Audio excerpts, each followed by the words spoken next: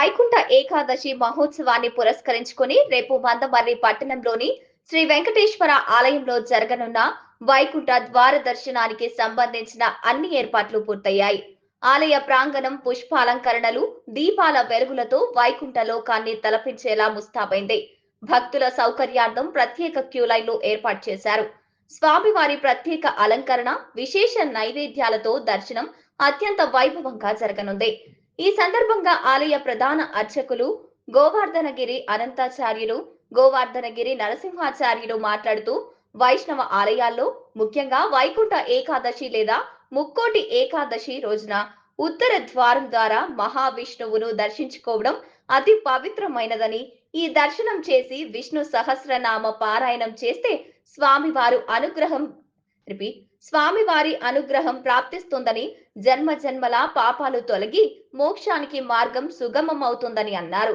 విచ్చేసి స్వామివారిని దర్శించుకుని తీర్థ ప్రసాదములు స్వీకరించి స్వామివారి కృపకు పాత్రులు కావాలని ఆలయ అర్చకులు కోరారు. జై శ్రీమన్నారాయణ. వినా వెంకటేశం ననాథో ననాథ సదా వెంకటేశం స్మరామి స్మరామి. హరే వెంకటేశ ప్రసీద ప్రసీద ప్రియం వెంకటేశ ప్రయచ్చ ప్రయచ్చ.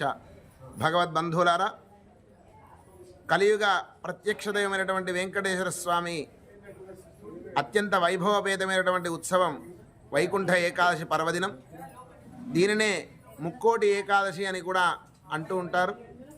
ఆ ముక్కోటి ఏకాదశి పర్వదినం రేపటి రోజున ఎవరైతే ఉత్తర ద్వారం ద్వారా ప్రవేశించి ఉత్తర ముఖాన్ని చేసినటువంటి వైకుంఠనాథ స్వామిని కానీ, రంగనాథ స్వామిని కానీ, వెంకటేశ్వర స్వామిని కానీ దర్శిస్తారో వారికి ఆ ముక్కోటి దేవతలను దర్శించినటువంటి పుణ్య ఫలితం లభిస్తుంది. కనుక ఈ వైకుంఠ ఏకాదశిని ముక్కోటి ఏకాదశి అని పిలుస్తూ ఉంటారు.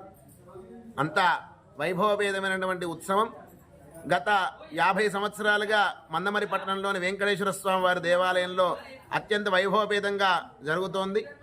రానున్న గత ఒక 10 సంవత్సరాల క్రితం నుంచి ఎంతోమంది భక్తులు మందమరి వారే కాకుండా చుట్టుపక్కల ప్రాంతాల నుంచి కూడా నభూతో నభవిష్యతి అనే విధంగా సుమారు ఒక 20-25 వేల మంది పైన ఈ వెంకటేశ్వర స్వామిని, వైకుంఠనాథ స్వామిని దర్శనం చేసుకుంటున్నారు. వచ్చిన వారందరికీ కూడా ఆలయ కమిటీ ఇప్పటికే తగిన ఏర్పాట్లన్నీ కూడా అలంకరణాది కార్యక్రమాలు చేస్తున్నారు.